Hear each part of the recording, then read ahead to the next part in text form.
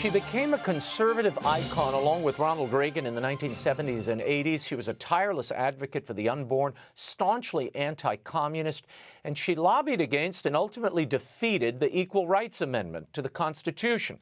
Many feminists were not happy, but Phyllis Schlafly was also a loving wife, a mother, and a devout Catholic. A new FX series, a miniseries called Mrs. America, paints a rather unflattering picture of Phyllis, whom I had the pleasure of knowing and interviewing on this show. Here to tell us about the real Phyllis Schlafly and what the film gets wrong is Phyllis's daughter, Anne Schlafly Cori. Thank you for being here. Now, Anne, before we start, I want to give people a little frame of reference here. This is a trailer of Mrs. America starring Oscar winner Cate Blanchett as your mother.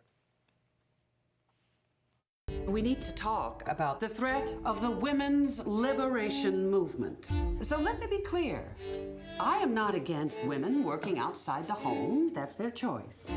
What I am against is a small elitist group putting down homemakers. They want to create a sex-neutral society, which will mean that women are going to find themselves with 2 full-time jobs. So you need to tell your senators you want them to vote no on this Equal Rights Amendment so we can have a country that we are proud to leave our daughters. The film portrays Phyllis Schlafly, your mother, Anne, as something of an opportunist who saw an opening to liberate herself from domesticity by publicly defending it. What is wrong with that depiction?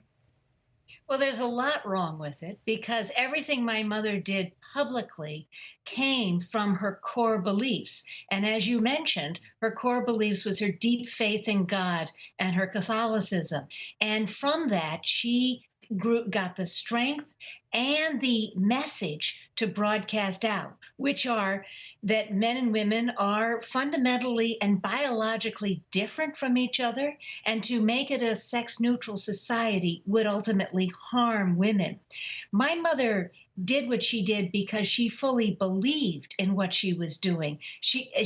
I am sorry to see that this show portrays her as power mad because she was fully engaged in all the work she did. Otherwise, she couldn't have done it for as long as what she did. Yeah, and she really continued her work right up until into her 90s. I mean, your mother led an incredible pro-family movement. She formed a volunteer organization to stop the ERA. She created the pro-family movement. It didn't exist until she started it. Right. And that became the Eagle Forum. And it was initially to stop the ERA. It became much more than that.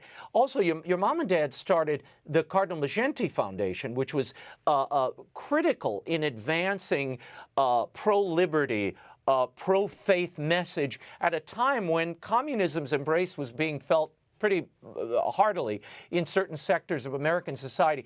Where do you think your mother's drive came from to motivate women and men across the country in these causes?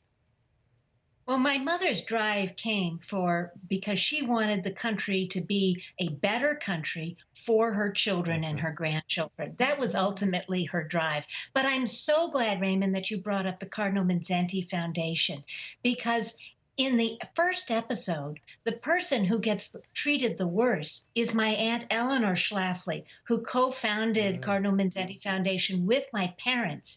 And for anyone who knew Aunt Eleanor, she was a force to reckon with. She was vivacious, witty, charming, and they have painted her as a sad sack wallflower, which is so unfortunate because as I always say, when Phyllis and Eleanor were in a room together, Eleanor was the one who dominated, if you ever knew her. Yeah. What do you make of Cate Blanchett's portrayal of your mother? She is a producer on this project, by the way. Did the filmmakers consult you at all? No, of course not. Hollywood already has its agenda written before they start production. They know the story that they want to tell. And it's clear that this story that they want to tell in this show is abortion, because they spend 2 episodes really pushing the cause of abortion through the feminist eyes. Now, the Cate Blanchett, she got the wardrobe right, but I think what she missed in Phyllis Schlafly was her warmth, her graciousness, and her true desire to better everybody. Mm-hmm.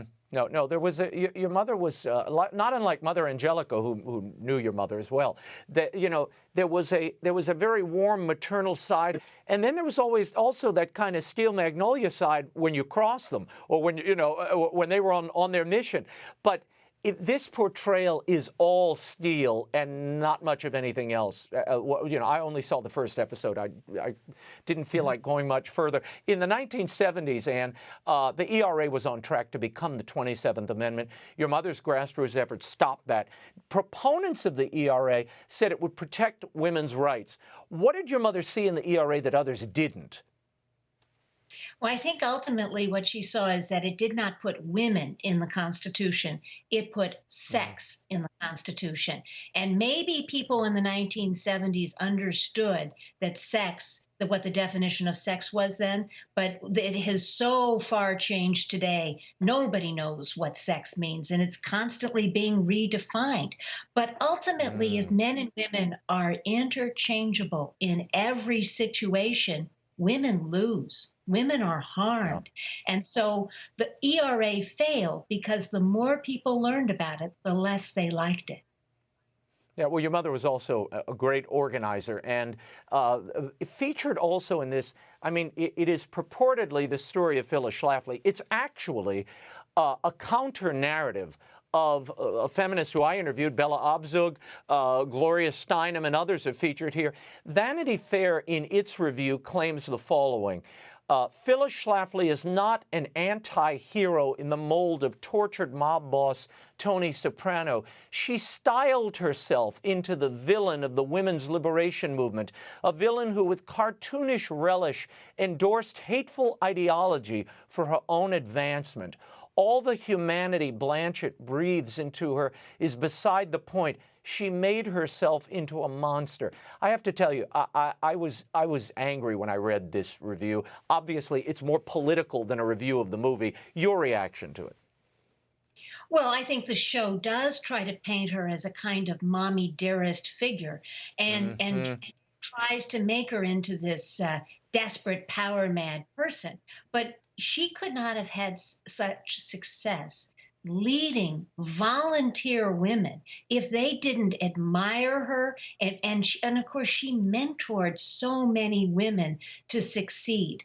I mean one of the episodes, one of the scenes in the movie shows her as being upset when one of her lieutenants has success. And one thing that my mother never was jealous of her lieutenant's success. She wanted her lieutenants to have success. Mm-hmm. Yeah. No, this is, well, I'm going to ask you this. Do you see this, and we've seen this in the past, as narrative and dramatic revenge? Basically, the losers rewriting history. Well, I think they have a purpose for bringing out this show now. Obviously, once the principals are dead, it's fair game and they can say whatever they want. And they do, and which is why, and they're not there to defend themselves. But I believe their purpose is they want to put the Equal Rights Amendment in the Constitution today. They think it was a mistake that it wasn't ratified in the 1970s. And this is to say to people, we made this mistake and we can correct it. If but for this one woman, then ERA would be in the Constitution. Now, the only reason they want to put it in the Constitution today is to secure abortion rights. Everybody agrees with that. And even the show makes that point that it is all about abortion. Yeah. What do you think your mother would say about this series, Anne? Well, my mother never minded getting into the fray and taking the battle to other people. It was something that she enjoyed and relished. So she would take the opportunity to make the most of it, and point out the fallacies that are in the show. Because, my mother she always, in one of her great lines is, fewer words, more facts. Facts are what she stood on. A great way to end. Thank you. Anne Schlafly Cori, thank you for being here and for your insights, and stay safe out there. Thank you very much. God bless you, Raymond.